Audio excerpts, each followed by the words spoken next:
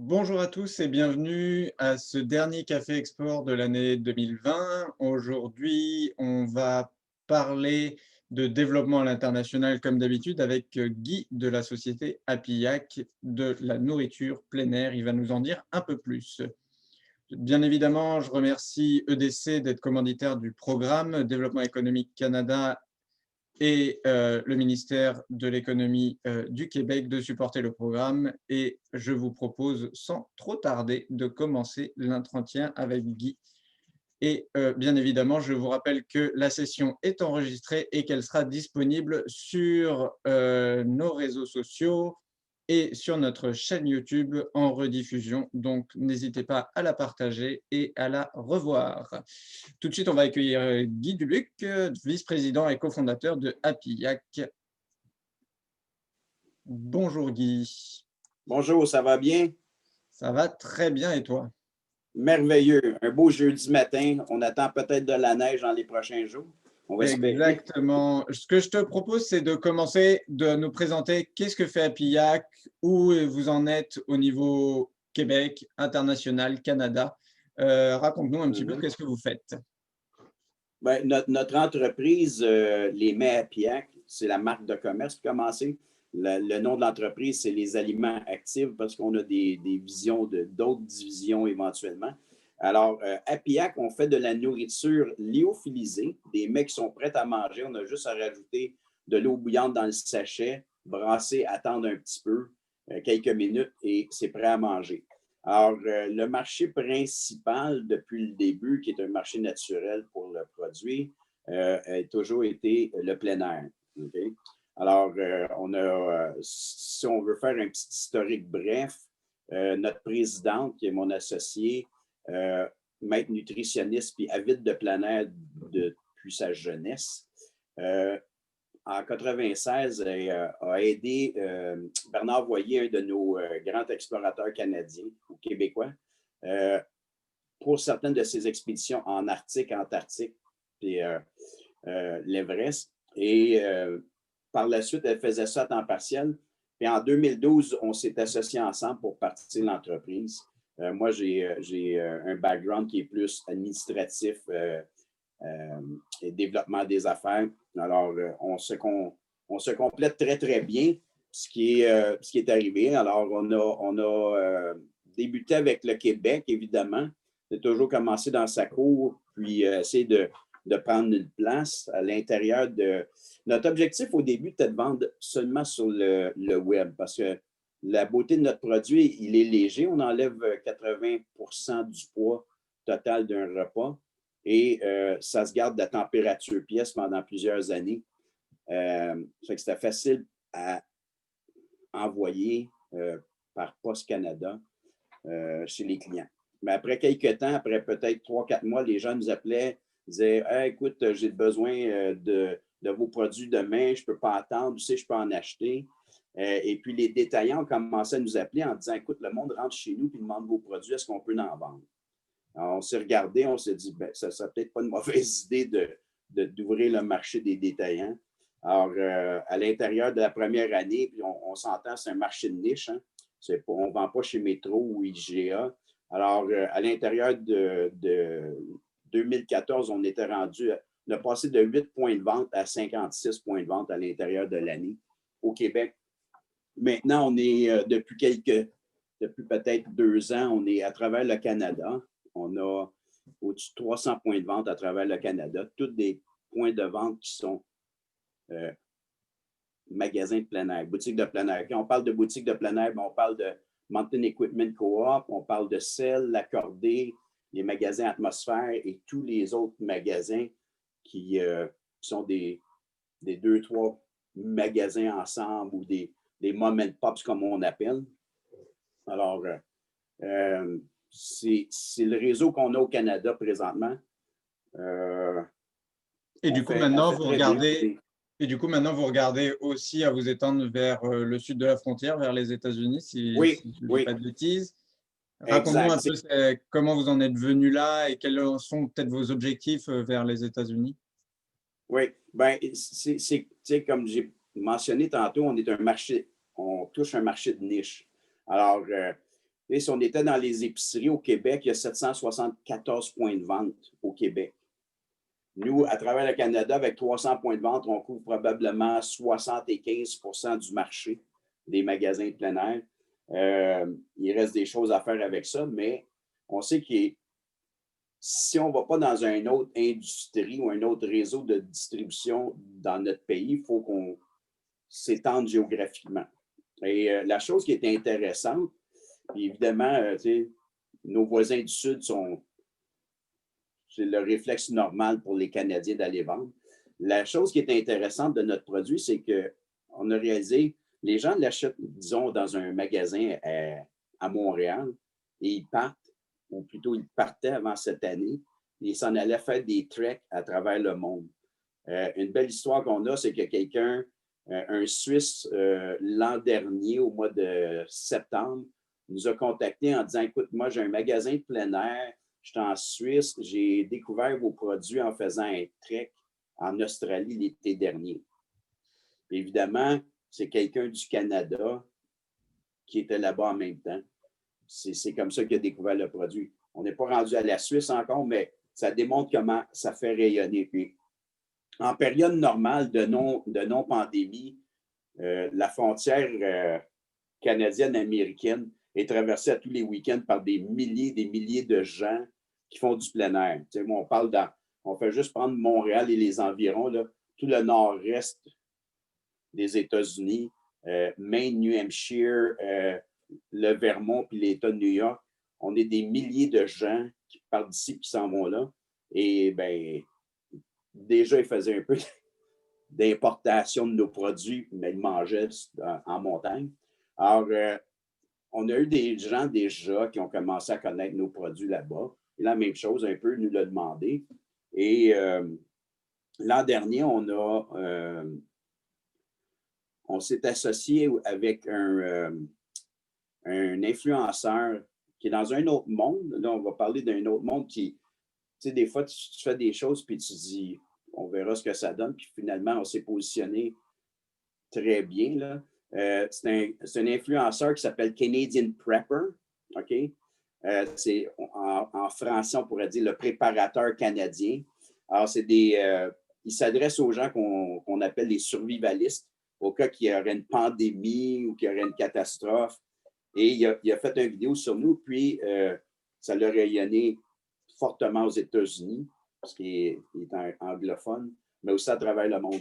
Fait qu'on je regardais.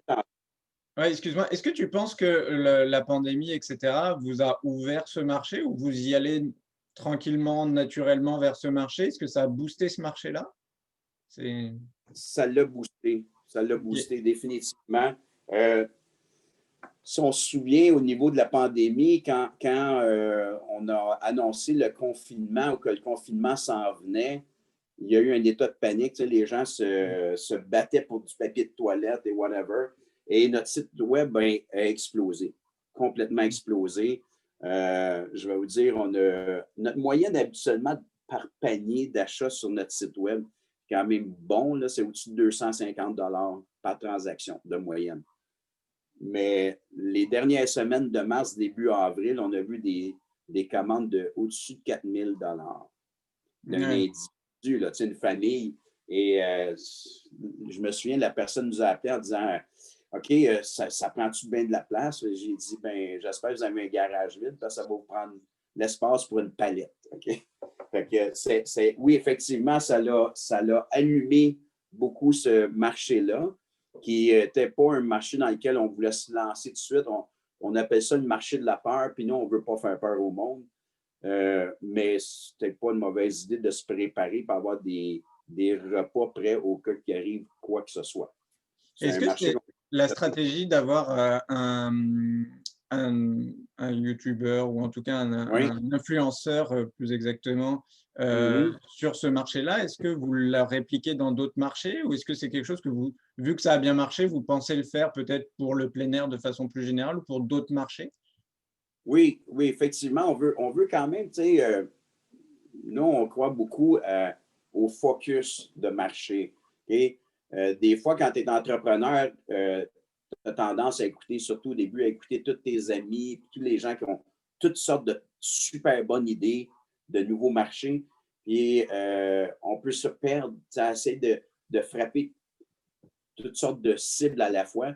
Alors, oui, on veut utiliser le même principe d'influenceur au niveau plein air. Il faut en trouver.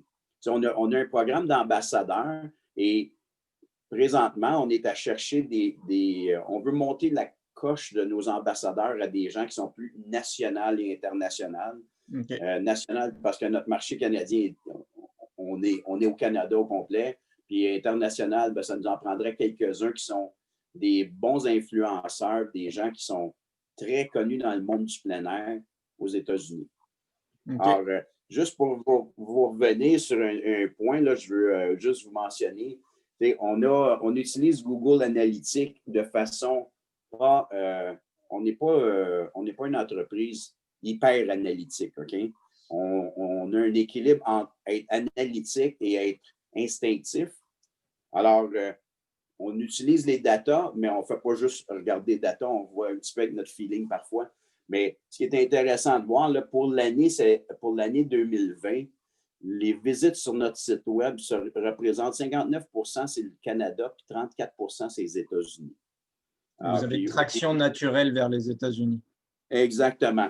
On a ouvert notre site web aux États-Unis l'an dernier à vendre des produits végétariens et ça s'est développé. Puis on fait un petit peu, tu sais, quand tu as une recette, tu dis ça a fonctionné, bien, fonctionnons de la même chose pour ouvrir un autre marché.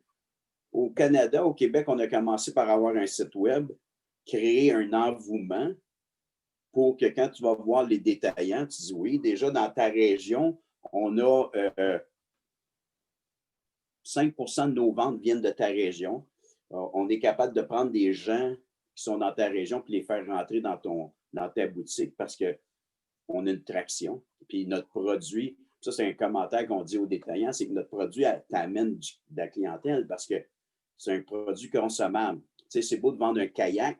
La personne qui a acheté le kayak ne revient pas la semaine prochaine en acheter un autre. Par contre, achète des mets à pillac un mercredi, les utilise pendant la fin de semaine. Le jeudi de la semaine suivante, il revient chez toi pour en acheter d'autres, puis en même temps, ben, il attrape d'autres choses. Si tes vendeurs sur le plancher sont assez allumés pour aider à guider les clients. Et il me semble que dans votre stratégie en ligne, vous voulez justement ne pas vous développer vers les marketplaces type Amazon ou eBay, Oui, etc. Et vous voulez vous concentrer uniquement sur votre site web et ceux de vos détaillants. Est-ce que tu peux nous en dire exact. un petit peu plus là-dessus? Oui. Bien, ça, c'est une stratégie qu'on a mis en place l'an dernier en 2020, janvier 2020. Pour nous, c'est l'an dernier parce qu'on a fini notre année fiscale au 30 novembre. Alors, on a commencé à mentionner à nos détaillants, écoutez, on ne sera jamais sur Amazon ou eBay, mais toutes les autres entreprises qui ont des produits similaires aux nôtres, on ne dit pas compétition, mais similaires aux nôtres, le font. Alors, nous, on veut vous supporter, mais il faut que vous nous aidiez en nous donnant un peu plus d'espace. La stratégie était un petit peu là, était de dire, on supporte les détaillants. S'ils ont un site web, c'est parfait, aucun problème, mais on les supporte au niveau physique parce que je pense que même si ça explose au niveau du site web, les gens vont, quand la pandémie va être finie, les gens vont avoir besoin de refaire du relationnel, d'aller avoir une expérience d'achat. Alors, on veut supporter les détaillants. Et puis, bien, en même temps, on veut qu'eux nous aident parce qu'on est les seuls qui ne vendent pas sur les plateformes marketplace. Alors, ça a fonctionné.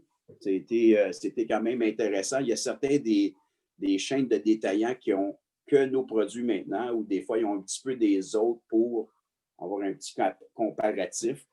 L'autre chose qui est intéressante de dire aussi au niveau de, là, on ne parle pas d'exportation, mais plus opération, mais nous, on élabore les produits, on les fait, on les produit, on a notre propre unité de production et puis on les distribue. La beauté de ça, c'est que on est très agile au niveau de répondre à la demande et comment le marché change. Et on est les seuls qui n'ont pas eu à fermer le site web durant la pandémie parce qu'il n'y avait plus de stock. On est les seuls qui ont été capables de continuer à livrer chez les détaillants quand le confinement a été arrêté, puis les gens se sont mis à aller découvrir le plein air pour la première fois. Les ventes ont explosé, autant pour nous que les détaillants de plein air, ceux qui ont essayé de s'acheter un vélo ou essaient de s'acheter des skis ce temps-ci. Apparemment, il n'y en a plus dans les boutiques. Alors, on a eu juillet, août, septembre, on envoyait les produits. On a eu des détaillants qui nous ont dit, écoute, on mettait les produits sur les tablettes le matin, le soir, il n'y en avait plus. Et à l'intérieur d'une semaine. Sur vos produits. Oui, c'est ça. Ça fait que ça, c'est une chose qui est, pour moi, très importante au niveau. C'est sûr que c'est un des plus gros investissements, puis aussi plus d'efforts à avoir à travailler avec des gens de production. Mais je pense que ça a une force au niveau compétitif. Est-ce que, on en a discuté un petit peu, tu nous dis que tu avais des détaillants vraiment spécialisés et il me semble que durant la pandémie, vous avez élargi un petit peu vos points de vente aussi. Oui, Est-ce que tu peux nous en toucher 2 mots là-dessus? Oui, effectivement. On travaille avec, au niveau de notre distribution, on travaille avec, ou notre représentation, on a des agents représentants qui vendent d'autres produits de plein air. Qui sont à travers le Canada. Puis là, on a une équipe déjà aux États-Unis.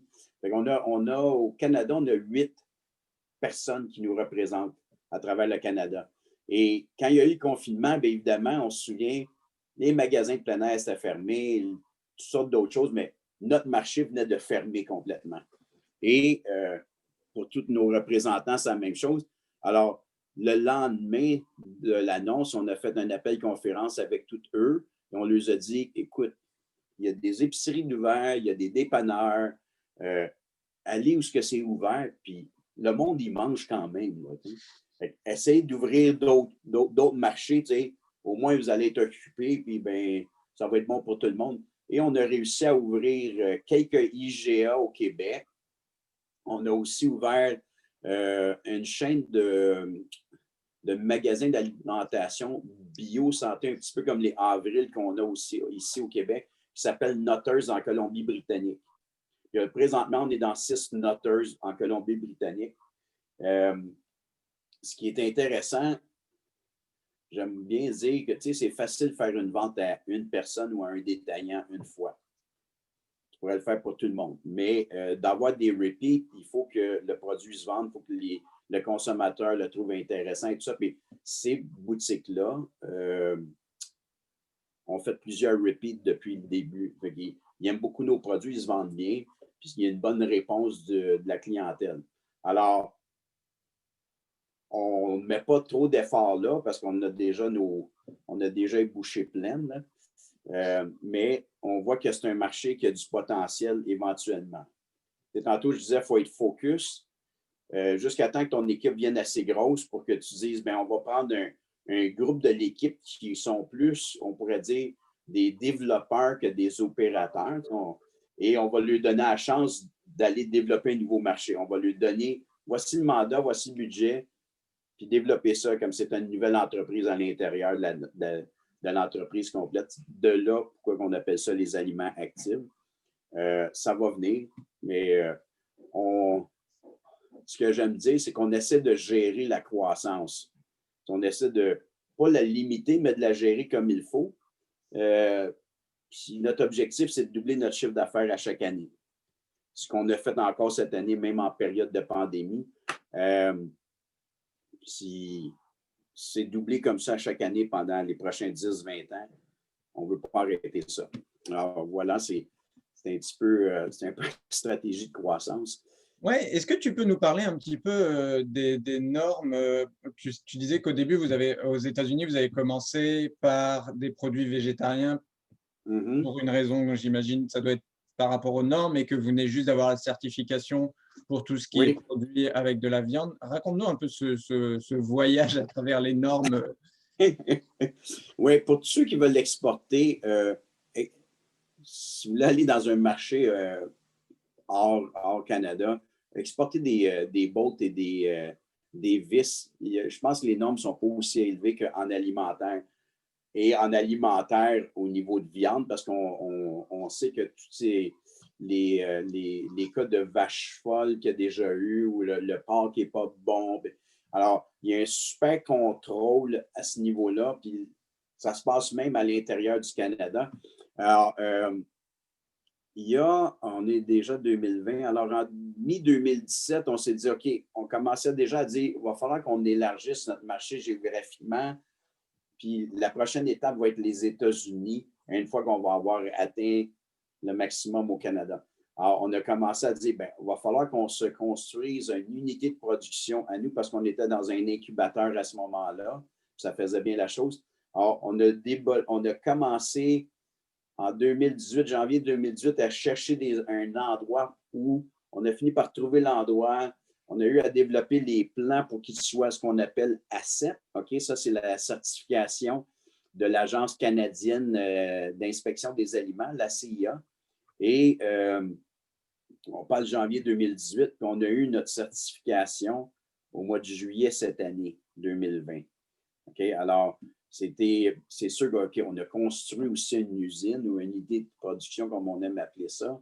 Et après, il faut que tu montes ton dossier. Le premier dossier de ACEP, c'est toujours le plus long à monter. Et on s'est fait très bien conseiller. Alors, tellement bien conseillé que quand les agents, les inspecteurs de l'ACIA, de l'Agence canadienne, sont arrivés, je pense qu'ils ont atteint le paradis, comment c'était propre, puis comment nos dossiers étaient élevés. Puis, c'est pratiquement, bien, je pense que ça, vous en faites un petit peu trop, peut-être pour y réduire. Alors, on a une grande fierté de l'avoir fait, puis c'est ça qui nous permet maintenant de pouvoir exporter nos repas avec bœuf, porc, poulet et poisson. Alors, c'était assez fastidieux.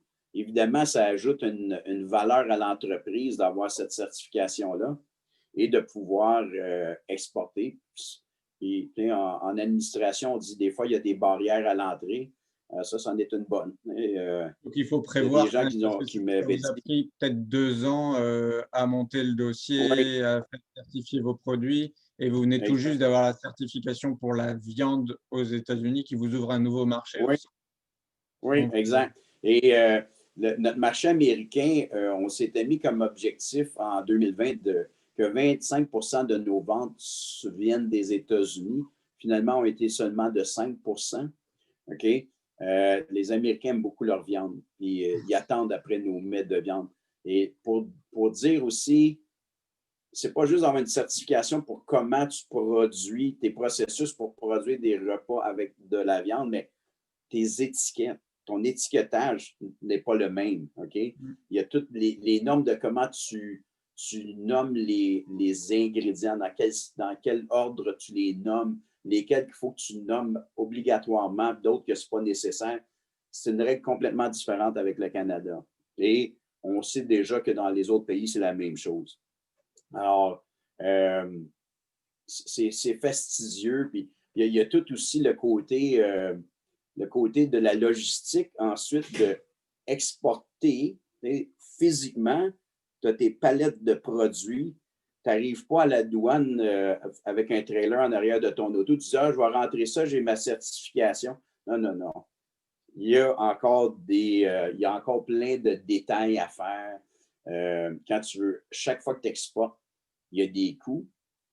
C'est pour ça que tu n'exportes pas juste 1000 $ de produits. Tu es mieux d'envoyer quelques palettes, comme on dit en bon français. Alors, je ne sais pas si ça répond bien à ta oui, question. tout à fait. Est-ce que vous avez un entrepôt aux États-Unis pour stocker toute la marchandise? Comment vous fonctionnez au niveau logistique, peut-être Oui, ben c'est ça. Ah oui, c'est facile. Tu peux vendre à partir de ton site Internet canadien, tu pourrais vendre partout dans le monde.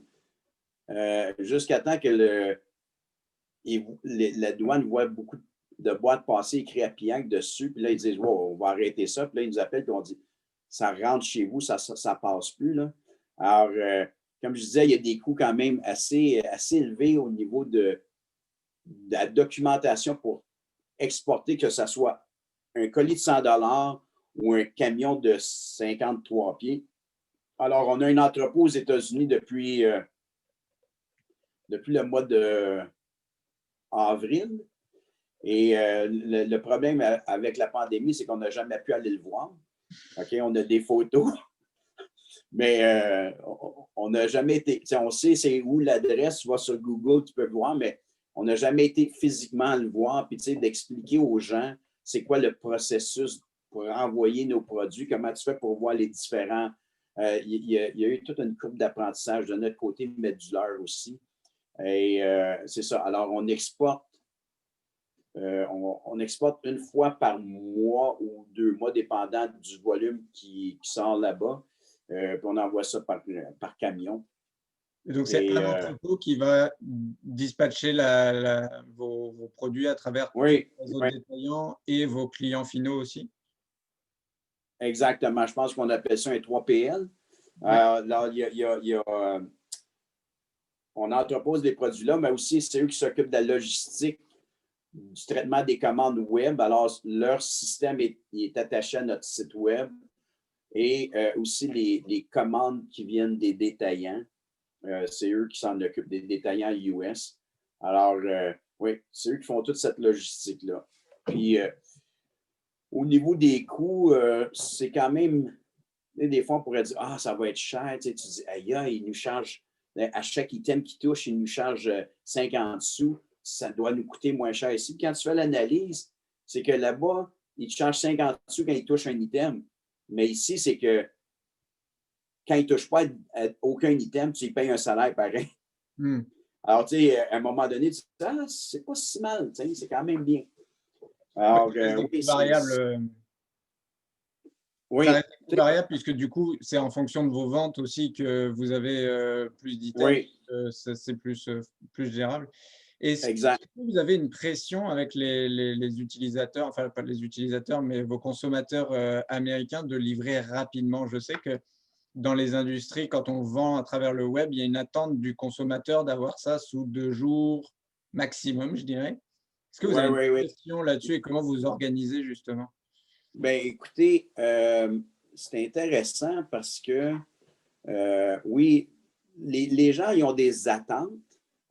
Cette année, je pense que les attentes ont, en général, baissé un peu. OK? Puis, on va parler surtout, on peut parler des deux côtés, là, mais on s'assure d'avoir le produit en place. OK? Notre site web, quand un produit est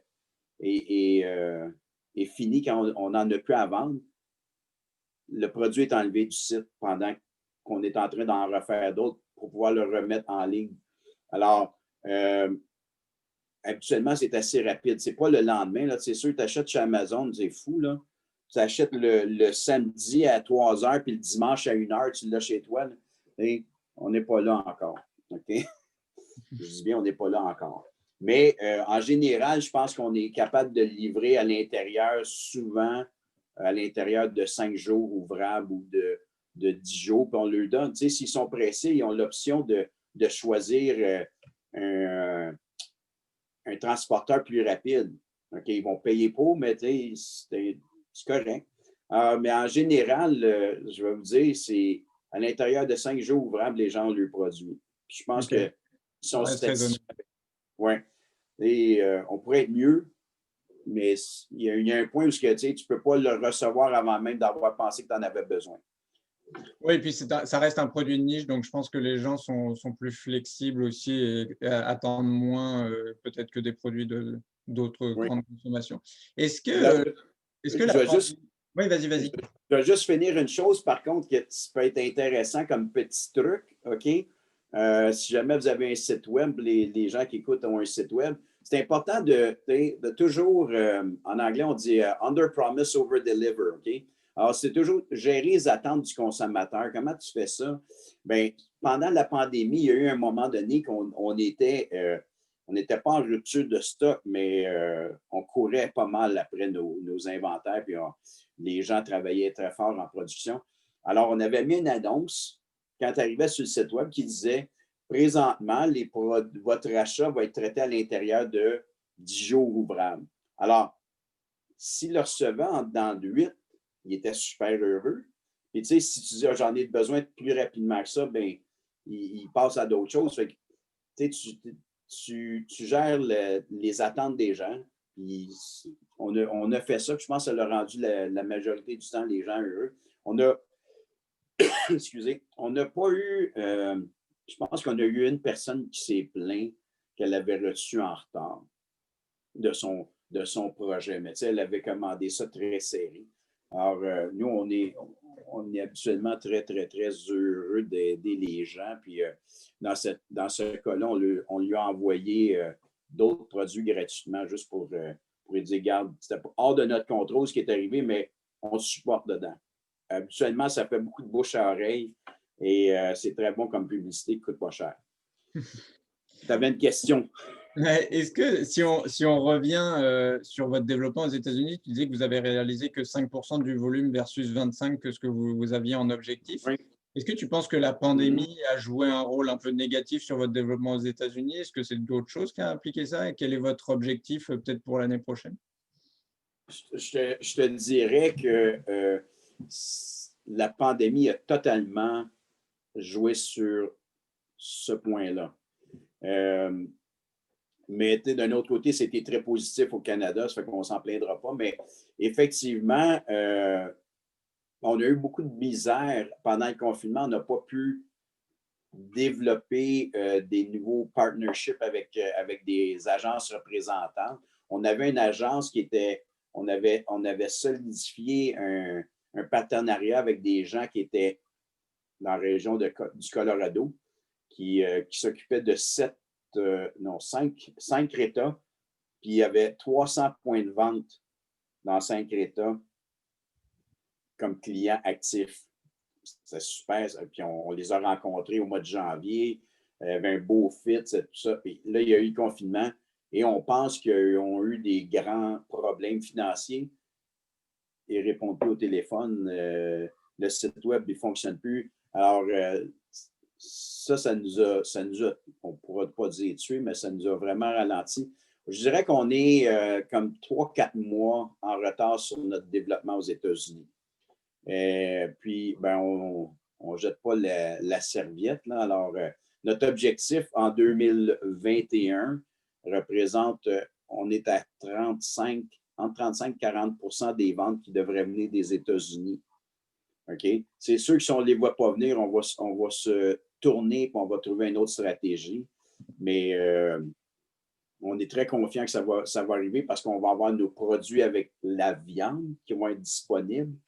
Alors, ça va faire exploser notre site web et les détaillants, les représentants qu'on a, on a un groupe de 8 qui sont dans le nord-est des États-Unis, là, comme je disais tantôt, le Maine, le Vermont, New Hampshire et vers le bas, le Vermont, je l'ai dit, puis aussi l'État de New York, puis un petit peu plus vers le sud, je pense qu'ils se rendent jusqu'en Caroline du Nord.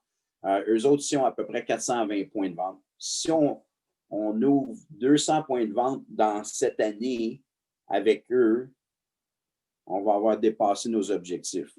OK? Alors, dans un premier temps, vous visez quand même le nord-est des États-Unis pour… Oui, non, oui. Tu sais, stratégiquement, on pourrait dire, c'est ça qui fait le plus de sens, mais tu sais, de nos jours, la logistique de transport est très bien établie à travers les États-Unis. Alors, envoyer un colis du Vermont vers la Californie n'est pas plus long que de l'envoyer en Floride ou de l'envoyer au Colorado ou de l'envoyer la porte à côté. C'est une question de 24-48 heures parce que ça se passe tout le temps. Alors, moins important, c'est ma perception, c'est moins important de dire, ben, il faut qu'on développe ce marché-là parce qu'il est proche. À ce niveau-là, je pense pas que ça fait une grosse différence. C'est qu'on a réussi à rentrer dans un partenariat avec ces gens-là. Et si on a des gens, moi, j'aimerais beaucoup être capable d'aller dans la région du Texas parce que notre site web a beaucoup de commandes qui viennent de la région là-bas. Okay. Alors, ça pourrait être intéressant d'être là. Et pour parler du marché, pourquoi tu bases ton développement basé aussi sur tes données que tu récupères à travers ton site web, les commandes qui sont faites. Oui. Dès que tu as déjà une traction naturelle sur ce marché-là. Oui, Intéressant. exactement. Oui, exactement. Tu sais, on sait où ce que nos ventes, de quel endroit nos ventes viennent. Puis ben là, on peut travailler un peu plus fort sur ben, cette région-là. On a déjà une masse critique. Les détaillants vont être intéressés de savoir qu'on a, on va dire, 5000 clients qui achètent à l'intérieur de leur, disons, 100 km à la ronde. Là, alors, ça excite un détaillant quand tu dis que tu as déjà des clients qui connaissent notre produit. Pour parler du marché, juste donner une petite idée de grandeur. Hein, on connaît que les États-Unis, c'est un gros marché. Nous, on s'attend à ce que les États-Unis représentent environ 2000 points de vente à l'intérieur des 3 prochaines années. Si tout va bien, là.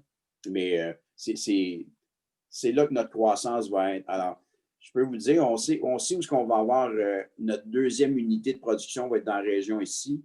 Puis on sait aussi que la troisième va être sûrement aux États-Unis parce que on va arrêter de produire ici et de le faire traverser. Là. On va pouvoir dire qu'on est local aux États-Unis aussi, là, en produisant là-bas.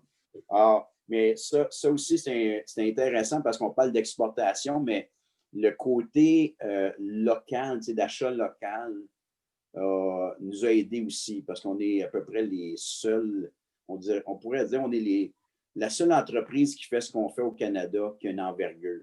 Okay? Il y a d'autres petits joueurs qui essaient. On leur souhaite bonne chance. Mais fait on est local nationalement. Alors, c'était très bon pour nous autres au Canada, je pense un petit peu à cause de ça. OK. Et est-ce que, une question là sur la marque Apillac, donc c'est celle que vous promotionnez puis que vous utilisez. Mm-hmm. Vous faites de la marque blanche ou vous vous concentrez uniquement sur cette marque Apillac La marque blanche, tu veux dire faire des marques pour d'autres entreprises? Exactement. Exactement. Est-ce que vous travaillez… Ben non, parce qu'en fait, dans l'industrie agroalimentaire, il y a beaucoup de producteurs qui font à la fois leurs produits et à la fois des produits pour des grandes consommations. Oui, non, écoute, je te dirais, on a été approché quelques fois durant l'été pour toutes sortes de choses parce qu'on est lyophilisateur alimentaire, ce qui est très rare au Canada.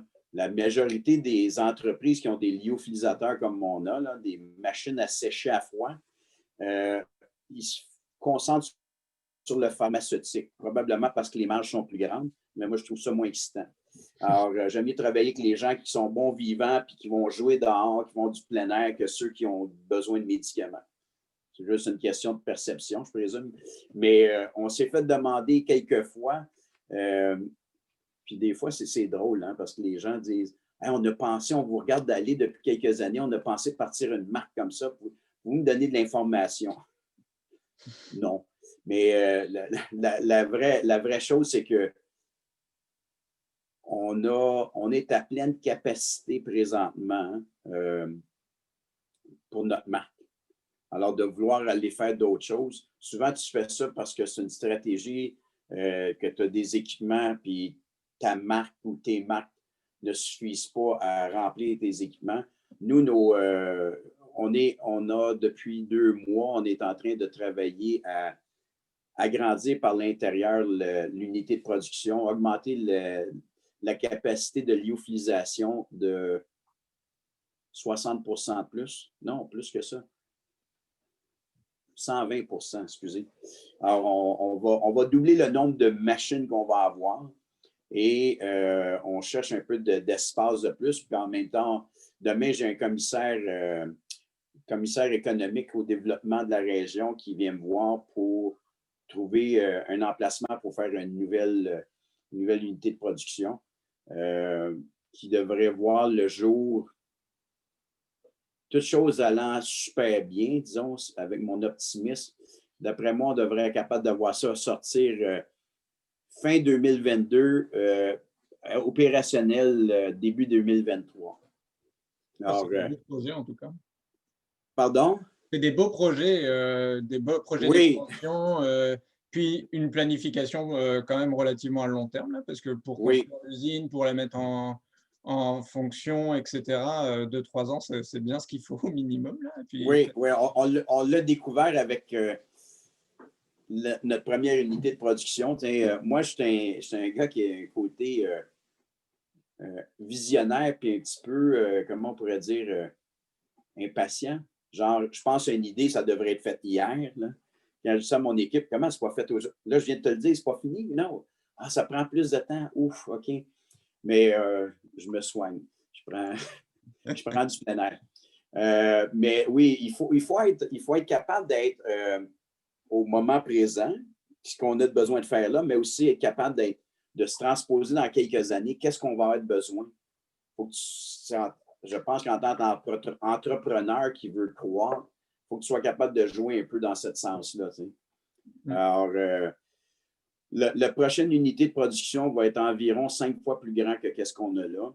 Et avec, on veut se trouver un endroit, un terrain qui va être assez grand pour pouvoir dire si on a besoin de faire plus d'expansion, de le faire. Et on va garder celle qu'on a ici. On a un contrat de 10 ans sur celui-ci. Puis on va en avoir de besoin aussi. super. Alors, Écoute, Guy, le temps file. On arrive pas ah mal oui, à la fin de notre discussion. Il va me rester juste une petite dernière question à te poser et qu'on pose à tous nos invités. En fait, c'est qu'est-ce que représente l'international pour toi et ton entreprise? De façon ben, très l'Internet, rhétorique. ben, écoute, ça représente la croissance exponentielle. Quand on a fondé l'entreprise, moi et Christine, on s'est posé des questions fondamentales, genre à la base, dans le sens, c'est quoi qu'on fait, c'est quoi notre marché? Alors, la réponse, c'est on fait de la nourriture et tout le monde mange. Fait que, on pourrait dire que le marché on ne l'aura jamais assez assouvi.